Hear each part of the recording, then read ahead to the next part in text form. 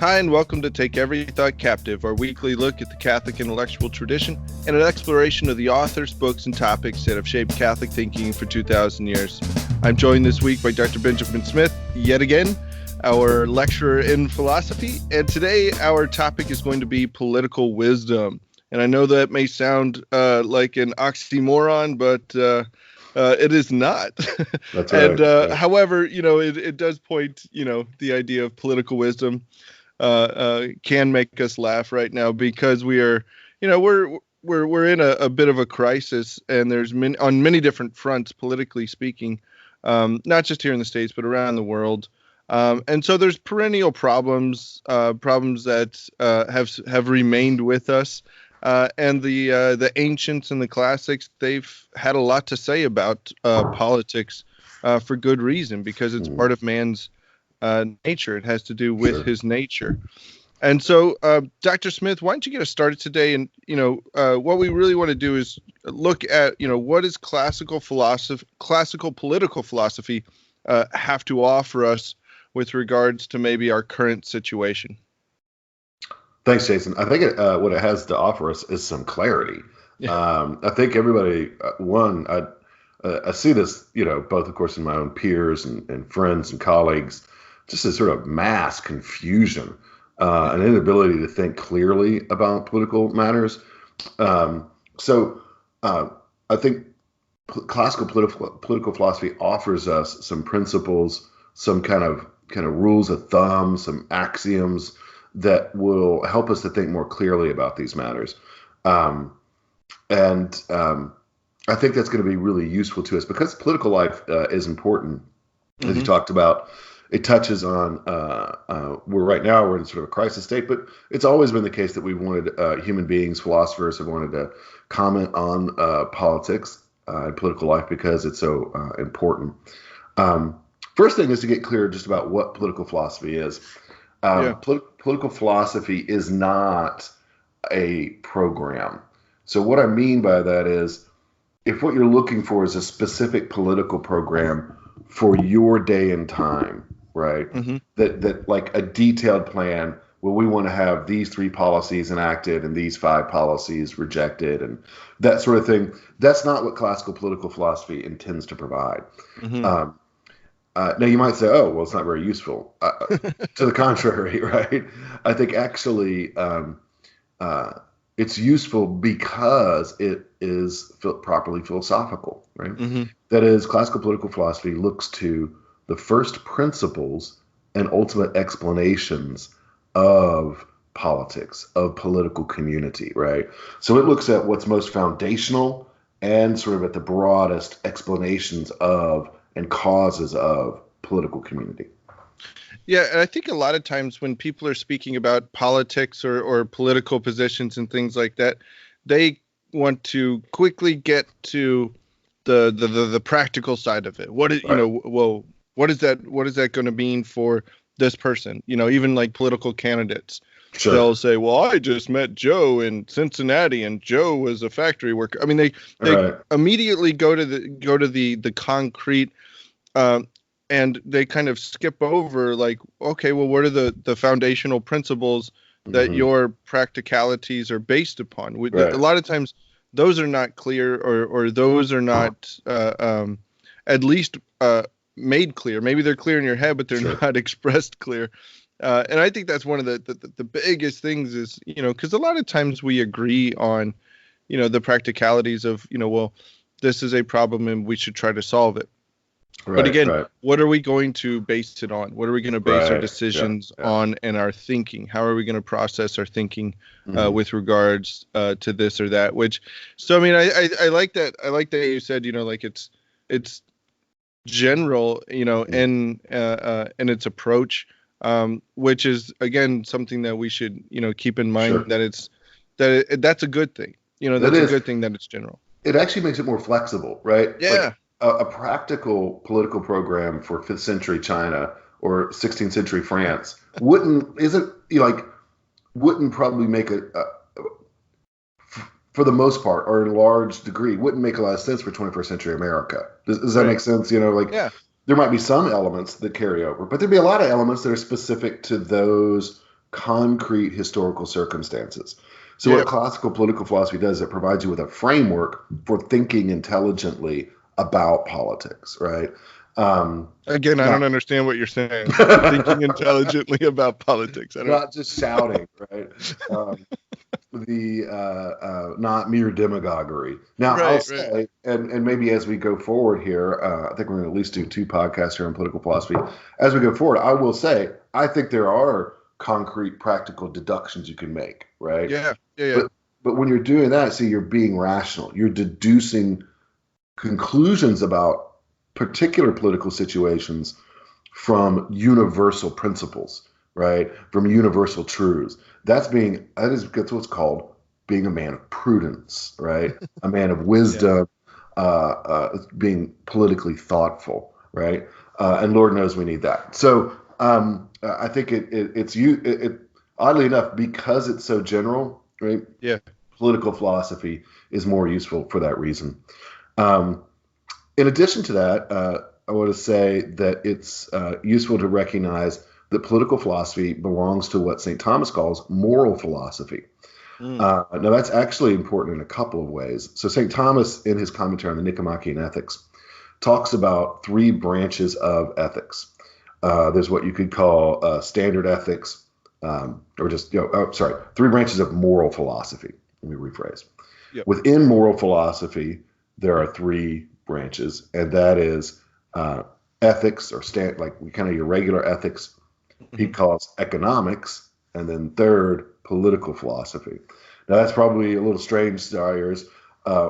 Ethics would be sort of like, if you take a standard ethics class at a Catholic college, virtue ethics, you're going to study virtue ethics, you're going to look at consequentialism, deontology, those sorts of things. Your basic, how should man behave?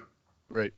Economics, interestingly enough, and we could maybe work on this, talk about this at some point, is family ethics. It's about how a family ought to behave and be arranged and so forth, right? That says all, like the fact that sounds so foreign to us, right? Yeah. Says how far we've fallen. Okay, is an indication of how far we've fallen. And then third is political philosophy. So political philosophy, of course, if you think about it as moral, right? That means that for one thing, St. Thomas conceptualizes the study and understanding of politics as a moral task, right? That is, it's not amoral. So we're not talking about political science, okay, as it's talked about today. Political science today is supposed to be a kind of like a version of sociology, right? Yeah. It's kind of statistical tools to sort of measure politics, political attitudes, those sorts of things. Does that make sense? Yeah. Yeah, there's a clear distinction there. Yeah. Yeah, whereas political philosophy is normative, right? It's laying down, this is what should be the case, right? Yeah. And of course, it also deals with what is, but at a level that's deeper than quantity, right? All of these merely kind of modern scientific social sciences, right? I think that they're actually quite interesting and useful, but they only go to the level of quantity, right? They can't actually, they don't get to essences, they don't get to forms, they don't get to natural ends. They can kind of help us know a little bit about that, but they don't really sort of create wisdom then, right? About the subject. Right. Yeah, they show us how far away we've gone. That's right. Yeah. Statistically, we can put a number on it. Right. Yeah. One last thing that's important about sort of just thinking about political philosophy as moral philosophy is that it means that this is a matter of human action. So we're not talking about studying rivers or rocks or geological patterns or something like that, right? Yeah. This is not something that's just there. It's about something that we do, right? And so that's important, right? Because it means that all of those things that are applicable to human action are applicable to the study of politics. Right. Things about psychology and things about morals. Both of those are applicable.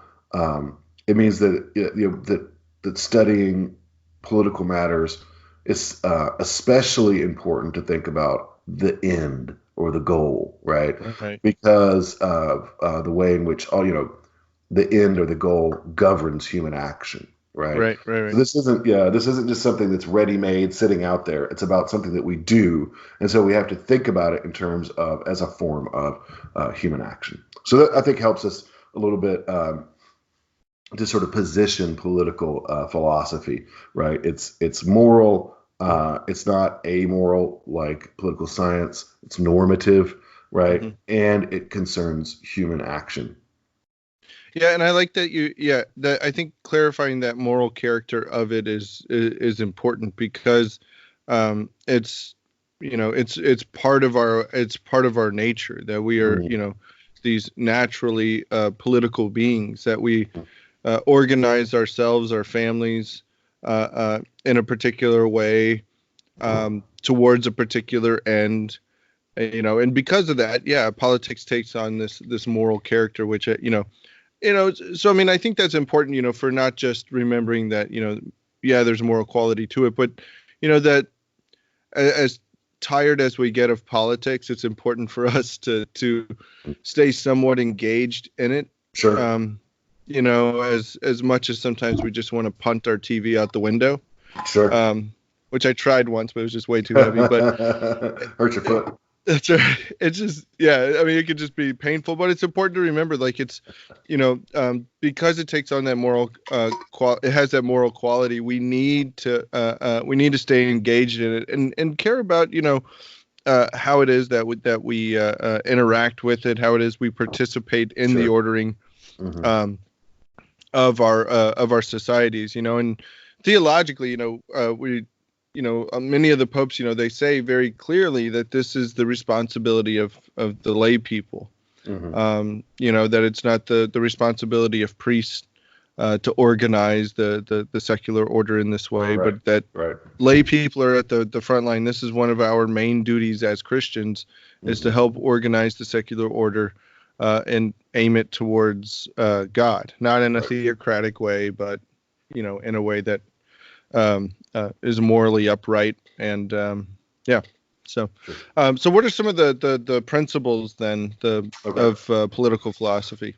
So one of the things is one of the things I love about classical philosophy in general, right, is it just it's so organized, right? And so with its different branches and almost with all of the branches, I can think of, there are usually like a collection of 3 or 4 theses that are like sort of central, right, to understanding the matter. And so when it comes to political philosophy, the 3 theses that I think are really useful for getting off the ground are: 1 is that man is naturally political, 2 that the political community is perfect, and 3 that the common good is to be loved more than the individual good. So that's a lot. I don't know if we'll get to all of that today. We'll see. We'll see how it goes. But let's just start with, you've already mentioned this a couple of times, and it sounds kind of pedestrian at first, but it's actually very important. And that is the claim that man is naturally political, right? Now, to kind of get a hold of why this is, recognize this is important, is almost the entire modern political tradition rejects this thesis. So if you wanted to look at, right now I'm working on some research and a book on modern political ideas, and if you wanted to think about, well, what's a clear cut, right, between classical political thought and modern one, there's a couple of things you could say, but one for sure is the rejection of the idea that man is naturally political. Really? Wow. Yeah, it's interesting. Like, you find this in the in really all of the modern philosophers. They put it in different ways. In the sort of Anglo-American context, you can see this most clearly in contract theory, right? So the modern political philosophers tend to think, oh, man in a state of nature, right? They use that state of nature language, is an individual. Yeah. Right. Then he comes to be through agreements, right? Explicitly and rationally entered into the political state, right? So you transfer from the state of nature to the state of politics, right? So man invents political life, right, in the modern order, right? We could say a lot more about that, but I think that's one of the central errors of modern thought, modern political life, right, that we've really labored under since I don't know, 17th century, maybe a little earlier than that. So we're a long ways down the road here, unfortunately. Now, of course, agreements have something to do with some political regimes. Sure. No problem with that. This is a more fundamental issue, right? Is politics a human invention? And St. Thomas and Aristotle would say very clearly, no, it is not a human invention. Right. Particular arrangements, particular customs, particular laws, right? Particular regimes have a lot to do with human prudence, human preferences, historical circumstances, those sorts of things, right? You don't expect 5th century China and 21st century America politics to look the same. It would be crazy to think that they're exactly the same, right? Because they operate in radically different circumstances. Just think about the technology. I mean, just so radically different, right? So the those parts are due to human invention, due to culture and things like that. But the underlying reality, right, that is that we are political is part of our nature, right? So does that, I mean, what do you think about that, Jason? I mean, do you see that as a pretty stark contrast, an important one? Yeah. I think it's one that I think a lot of people can easily gloss over. Like, so it's not necessarily situated in the nature. It's an extension of man, or it's something that man's created. Well, that's close enough. So, I mean, it's not that big of a deal, but no, it is, and that's one of the things, like, if it, and especially to use, the language of today, if it is just a political construct or something, or if it's just a social construct or something that we invent, or something that we move from our nature to this new kind of organization or way of life, that's wholly different than something that is part of our nature, something that we are naturally inclined to do. And I mean, this, I don't know if there's a clear connection, but I mean, like, even when we talked about last time, like the kind of the efficient cause, or like the beginning point of something, is very important. So to begin talking politically, and situating politics and political life in just something as, it's just something that man kind of creates or invents. Yeah, that should be a fundamental problem from the beginning. Absolutely. It's a huge, I mean, I think it once you start thinking through it really, I think, restores political sanity. I was going to say it's revolutionary, but I don't want to say that. Actually, I'm going to say it's the opposite of revolutionary. Bernie Sanders would like that language, but it's also like, so if something is naturally situated within, or if something is situated within the nature of man, then, and correct me if I'm wrong here, its purpose is essentially, or is already there. And it's not up for us to determine the end, or the goal of what we're trying to do. Absolutely. If it is something that we just create, then, well, we determine what the end of politics is. Which, I mean, if we live in a society that just bases everything then on their feelings, well, the one with the strongest feelings who yells the loudest determines the end of the political life, which is one of the most frightening things I can think about. Right. Yeah, absolutely, Jason. That's a great analysis. Because once you recognize that political life is part of nature, right? Yeah. Part of human nature, then it has a natural end. And we're not free to ignore that natural end. In fact, ignoring that natural end is neither right nor healthy, right? It's both wrong, because it means we're violating the natural law, right? So, the natural law is rooted in natural ends, right? So, if politics has a natural end, and we ignore that natural end, which we do, right? Yeah. Especially in the modern period, then we are in violation of the natural law, right? So it's morally wrong. In addition to that, it means that we're depriving ourselves of the natural good that political life offers to us, right? So, like, in one way, I want to say that like classical politics is real politics, right? Right. By that I don't mean like realism in international politics, but I mean it is the reality of a political community. We've deprived ourselves, I'd say, since the beginning of the modern period, of real political community. Now, because nature's strong, we get to experience it. Nature reasserts itself. It sort of pops up, right? And so I think we do have a sort of participation in political community that is a genuine one, but it's despite modernity, not because of modernity, right? So it's kind of like, even a, say a naive communist living in the Soviet Union, right? Probably because nature's strong was able to develop some virtuous friendships, right? Yeah. By naive, I just means, that doesn't have any other alternatives, just, kind of going along with the regime, and trying to live his life, Comrade Ivan. He's just trying to get along, and live a life. He's probably developed some virtues despite living in the Soviet Union, right? Does that make sense? Yeah. And again, many of what we want to look at, with regards to this is, human flourishing. Sure. What will help the human person flourish. Right. And not, and not just as individuals, but human, families, sure. and the society as a whole. What will help them flourish. So what would you say then is the natural end of politics? How would we maybe describe this or give it a clear definition? So one way to approach that question is to ask ourselves, why do we have this natural inclination, right? Yeah. So that we have a natural inclination to form political communities is verified by historical observation, right? Just wherever there's human beings, we start to develop political communities. Right. Maybe poorly, maybe well, right? Yeah. But we do politics. Human beings do that, right? That's what we create.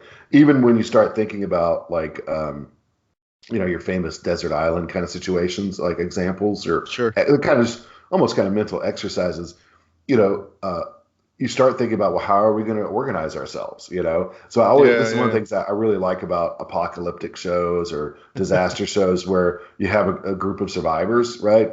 And then they have to start at some point. Organization has to happen, right? Yeah.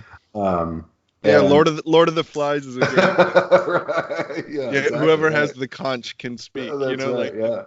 Right. So you see though, like they start off as like good little classical liberals. Everybody having, everybody's an individual, but everybody has a fair shake, and everybody gets to participate, and they're all equal, blah blah blah, right? And then over time that breaks down, right? And they go to kind of like a tribal chiefdom, But anyway, so that's just another example, right, of the way in which it's just true, right? Yeah. By two observations, evident observation, that human beings are political. So then we ask ourselves, if we want to try to become wise, right, about this, well, what are the ultimate causes of that, right? Yeah. Why is it the case that human beings are naturally inclined to engage in political life, to create politics or develop it?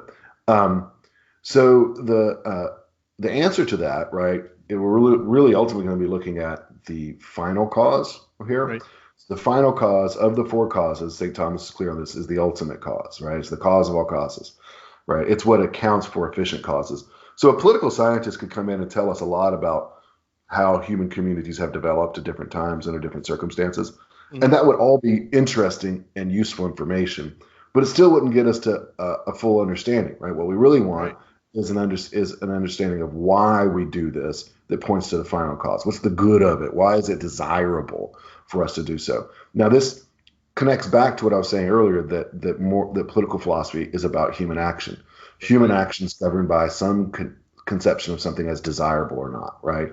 So we're inclined to this kind of thing because we're inclined to see it as desirable in some way or the other. Does that make sense? Right. Yeah. So this probably comes out most easily. The answer to this comes out most easily when you think about it in terms of the thesis that the political community is the perfect community. Mm-hmm. Now, What that does not mean, right, is the political community is pristine, or that government is, or that a particular government is particularly good, right, or that sort of thing. It doesn't mean any of that at all. What St. Thomas means simply is the complete community, and he means that complete with respect to a given end, namely acquired active happiness, right? So a kind of happiness actually is the goal of political community. I was thinking, so if you're going to run, if you're thinking for some reason, Jason, of running for office, nope. Okay. Well, I'll run for fun before I run for office. Then maybe you could make your campaign motto happiness. Happiness. That's right. Acquired active happiness for you. That's right. So political community is sufficient. It's complete for that kind of happiness, that kind of goal. Now, what do I mean by active happiness? I don't mean smiley faces or just some sort of pure sentimentalism, of course. Political community is sufficient for the kind of human flourishing, right? So it's a kind of actualization that consists in external operations about external goods, right? So you think about, what are we talking about here? We're talking about things like clothes, food, housing, right? Kind of basic things like that, okay? Yeah. They're talking about external goods like marriage, offspring, children, right? So bodily goods, temporal goods, right? Thomas tends to think about it. And when you start to sort of think about it, it's like, that's actually a lot of life, right? I mean, even just a lot of life is organized around food, as weird as it sounds, right? We're removed from the kind of agricultural setting in which, a lot of human beings historically have developed. But even still in our modern lives, right? I mean, the acquiring money in order to acquire food, and then preparing food and consuming food. And you think about all the rituals that can kind of sometimes go around that, which are like Thanksgiving and so forth. Like those are food, like that as an external good, occupies a lot of our lives. That should be surprising. We are animals. We're rational animals, but we're still animals, right? Yeah. So a lot of our lives are really revolve around that. Clothing, shelter, etc. And then, of course, it's also family, right? So family, some people don't maybe think that that's too low of a view. I think St. Thomas and classical authors have a very high view of family, but it's also a realistic one, right? If you didn't have bodies, you wouldn't have families, folks. Okay. I don't know how to put that any more clearly. Wait, what? Yeah, exactly. Yeah. Families, right, are have to do with bodies and sex and procreation of children. And so those are external goods, right? They're temporal goods. They're real goods, and they can be elevated through grace and the sacraments to a kind of a participation in a higher kind of life, supernatural kind of goodness. But at their root, they're rooted in our bodies. They're rooted in nature, and they're temporal, right? I mean, we know that marriage is, even the best marriage. Jason, let me ask you this: even the best marriage does it ever end? Does it ever end? Yeah. Yeah. When? Death. That's right. Until death do us part, right? Like it's done then, right? It's over, right? So it's a temporal good. Now, God willing, you'll see your spouse again in heaven. Right. But there your friendship is going to have a different character than it does in this life, right? So, anyways, to deal with external goods well, right, or virtuously, that's active acquired happiness, right? Right. Virtuously, the virtuous development, pursuit, and exchange of external goods. Yeah. And again, these are all going to be, when you're talking about the governance of these things, this is where virtue comes into place. Prudently dealing with these goods justly. This is where, in a society lacking, certain virtues, that's going to be a huge problem, where we can say, well, we need, so they'll begin with a good principle. Well, we need to, share the goods that we have or something like that, which sounds fine and stuff, but then they do it unjustly or something like that. That's where you can get into a problem. So when we're talking about this like you said, when we're talking about this political community, it takes on this moral character. Right. It has this moral. It deals particularly with morality, and so the virtues have to be there, and not not just values, but whatever those are. Because many times that gets thrown around. Well, the American values or something like that. Well, no, okay, that's fine. Let's go back to the virtues. Those are going to be what will guide the ordering and the governance, so that we can have this acquired active happiness. That's right. So when you're thinking about this, right, it's key to have clear here, right, that it's the virtuous use of those things. Now, there are, of course, goods that go beyond that. I would say the goods of contemplation, right? So even at a natural level, so the philosophical good of contemplation, but also then surely the supernatural good, right, of eternal beatitude. So political community doesn't cover the whole flourishing of man, but it covers a real kind of flourishing. And it is a kind of flourishing that's about external goods. So it's about, meat and potatoes, just physical bodily things, but pursued virtuously. The relevant virtues here are prudence, justice, temperance, and fortitude, right?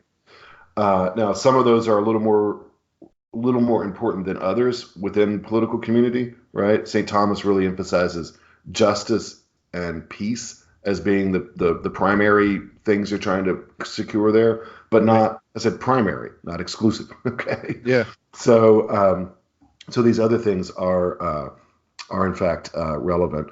So when we think about political community, we really should then think, oh wow, political community is important. Why is it important? I'm naturally inclined to it because it helps me to flourish in a specific way. It helps me to be actualized in a specific way. It helps me it doesn't give me every good, right? Right. But it gives me a real and important good that is part of my development, part of my flourishing, part of being an excellent human being. So I think recognizing an important sort of takeaway here is the importance of political community.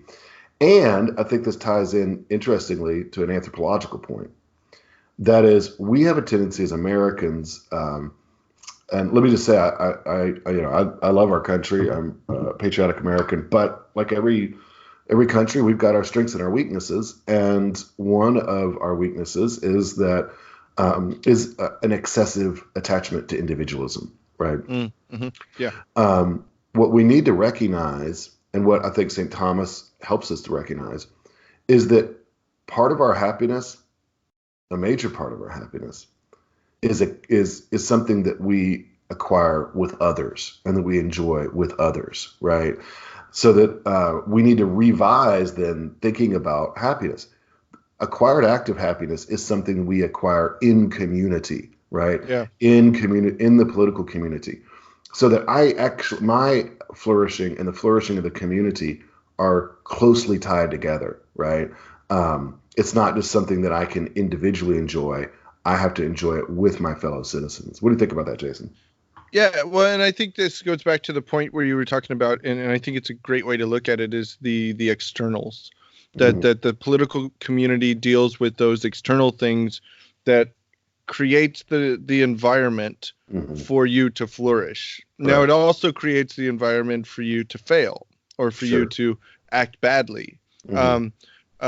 Which is fine, because again, that's part of liberty, but it's also to create that environment that serves everybody. So if I'm my job is a welder and you're or you're a blacksmith and I'm a candle maker or something like that.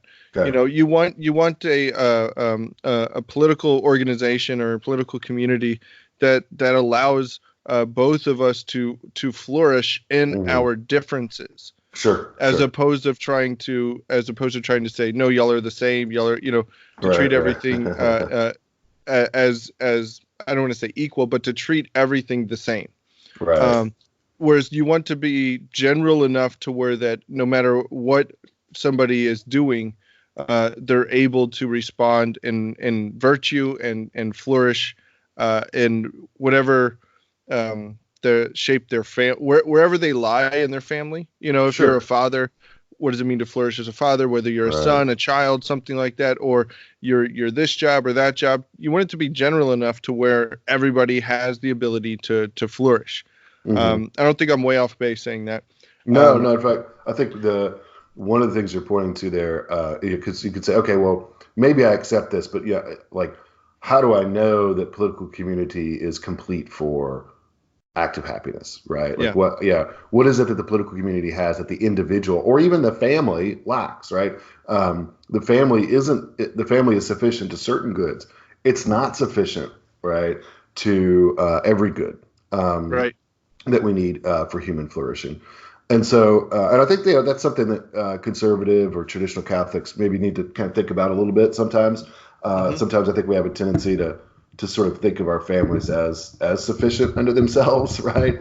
And I think that they're very, very, very important. Let me say clearly.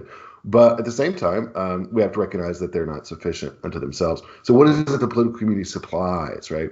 Yeah. The political community as it's a regionally bound collection of families and villages, local communities brought together under law, right? Under an authority that has authority over temporal matters, right? Right. So what does that supply for us? For one, it supplies a division of labor, like you're talking about, right? We have a general goal, but then there's many different ways of participating in that goal. But even just at an economic level, right? You think about, you were talking about being blacksmith or a candle maker. You also need, lots of farmers, right, to produce food, that sort of thing, right? So in a way, what political community provides is just a atmosphere and environment in which the division of labor, specialization of labor, and trade can occur. Now, our libertarian friends will say, well, that's all spontaneously grows up, through individuals. And, just not really. Like historically, it just doesn't work that way, right? Historically, people pretty quickly come into formed communities, towns, etc. And at some point, there's standards of weights and measures, and some of that does just emerge kind of from custom. But there's almost always some political involvement in that as well, even if it's just rudimentary. At some point, you need protection from fraud, things like that, right? That's where political community has something to say there. You need to have well-maintained roads. You need to have security of inventory, all those sorts of things, right? In addition to that, I think you also need to recognize that political community helps to pass on culture, right? Again, we don't want to think of government, like there's a government artist or something like that necessarily. Although there have been such things, right? That is propagandists, right? That's true. But on the other hand, like you think about princes and kings have often employed artists, right, to do great works of art. But more broadly, political community has the stability to last and to pass on great culture, right? So you think about, there's plenty to criticize about ancient Rome, but there's also plenty to kind of admire, kind of like with a healthy dose of criticism, right? Yeah. Lots of criticism, but still admire like the degree to which they were able to preserve and develop so many great cultural achievements, right? Yes. That's admirable, right? In a way, still recognizing their deficiencies. Without that political stability, right, it's hard to imagine that you would have had such a long-term cultural flourishing. And then one last thing we talk about is protection and justice, right? That is, political community has the wherewithal not only to create a flourishing economic environment, a cultural environment, but also to provide a system of justice, which is important, and to provide a robust defense against, enemies, foreign and domestic. So we think about it, there's lots of ways in which political community contributes, complements, and makes possible the flourishing that we call acquired active happiness. Mm-hmm. So when you think about the perfection, the completeness of political community, two things ought to come to your mind clearly. One, the importance of political community, right? Political community is very important. And two, that that our happiness is something that we achieve with others, right? Yeah. It's not, strictly speaking, an individual good. It's a good that we share, right? Right. Others, right? I think that actually is a radical difference between modernity and the classical approach, right? Modernity thinks of happiness strictly as an individual good, right? Right. Whether you define that in terms of sentiments or in terms of economics, it's all about the individual rather than a good that we achieve together, right, in cooperation. Yeah, and a good example of that would be for many today, the highest virtue and the thing that needs to be respected above anything else is a person's autonomy. For them to choose, for them to have the ability to choose absolutely everything, even if it is recognized that it is not good for them, that they have, euthanasia or something like that, that they have the, it's for them to decide. No, it's not good for a society for members to just kill themselves. Things like that the political community is aimed towards, not just the protecting the individual goods, but also understanding like those individual goods are wrapped up within the common good, or you can't reduce the common good to the the collection of the individual goods. That the common good is something different, but that the organization of the political community is really aimed at, like you said, it is that good, and that's why law, plays an important part, because that's I think that's the other, when you're talking about the stability of a political organization, I think law is a huge part of that stability. That there's an understanding between all of the members that this is the laws that they're going to follow, and this is the laws that are going to guide them. But also to have the understanding that law is there for a person's freedom. That it's not there to, for the king to have his thumb or something like that over its members or something like that. But but that it's the law is there to guide the community towards human flourishing. That's right. That killing people or stealing their things does not help a community flourish. Therefore, we have laws against it.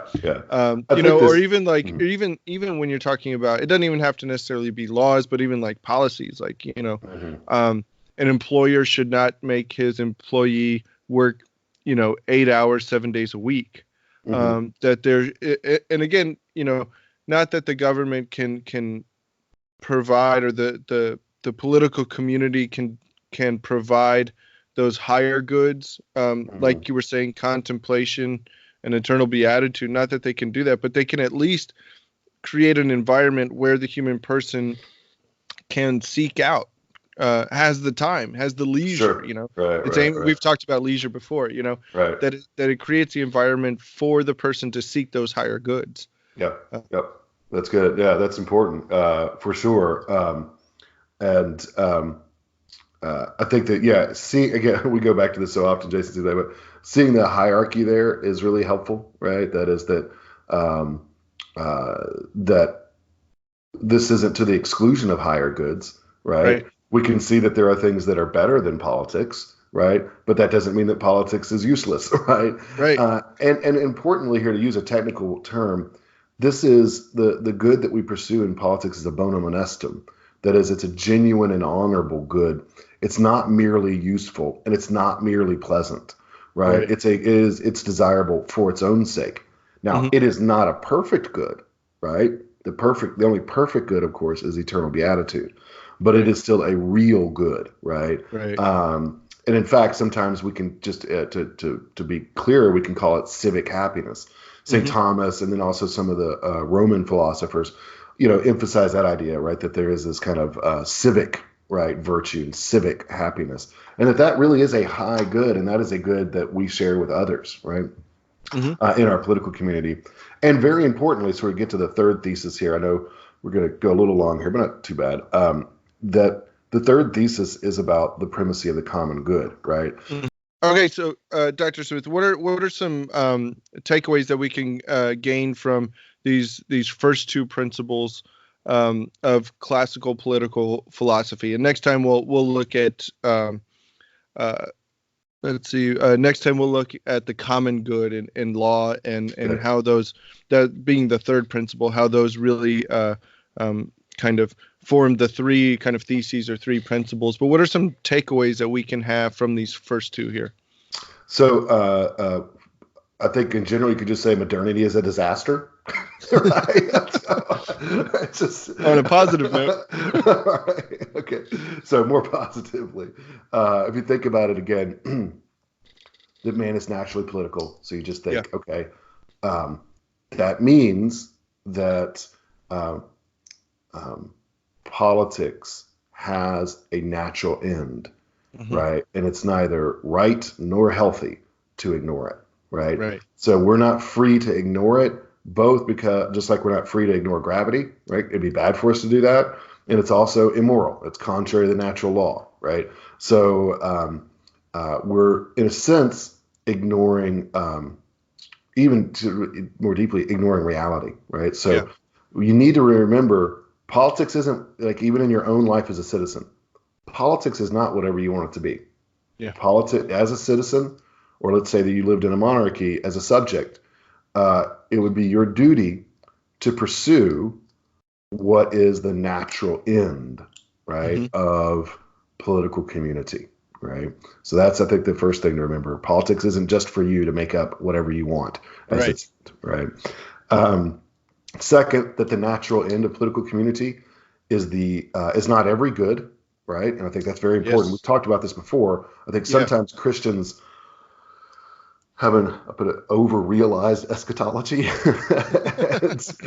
and want the political community to provide all of the Beatitudes or something like that, right? And that's not the job of politics. Sorry, right? The job of politics, the political community is, not the kingdom. It's not the kingdom of God, correct?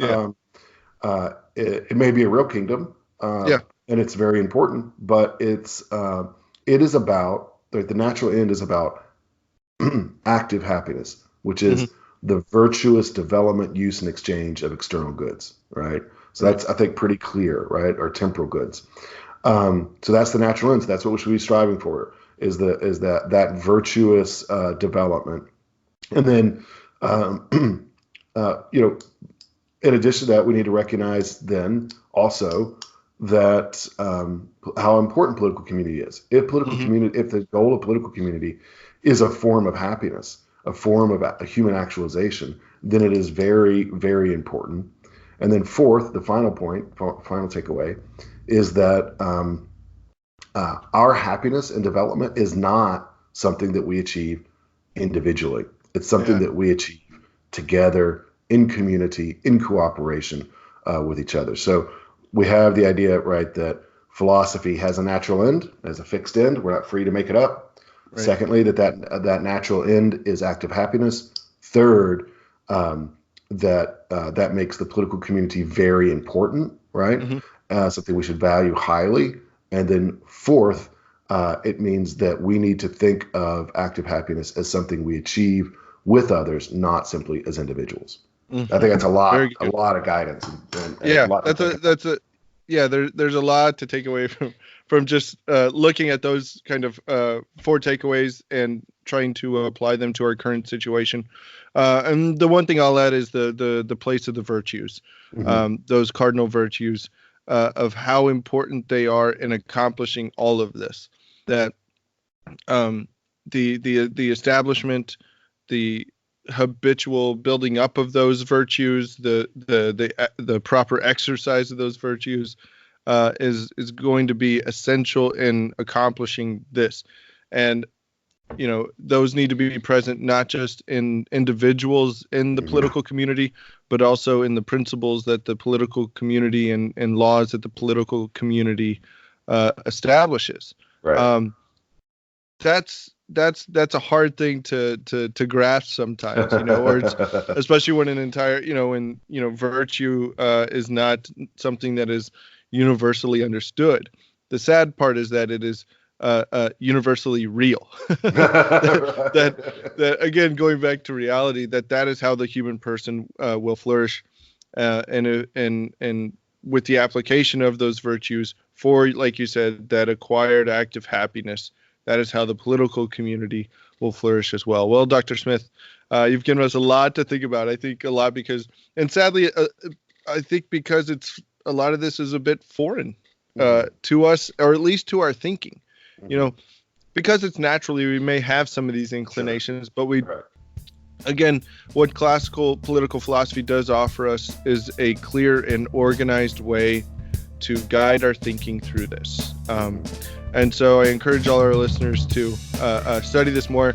Dr. Smith does have several essays and blogs up on our website, more about political philosophy. And so I want to invite our listeners to check us out there at CatholicStudiesAcademy.com. Until next time, God bless.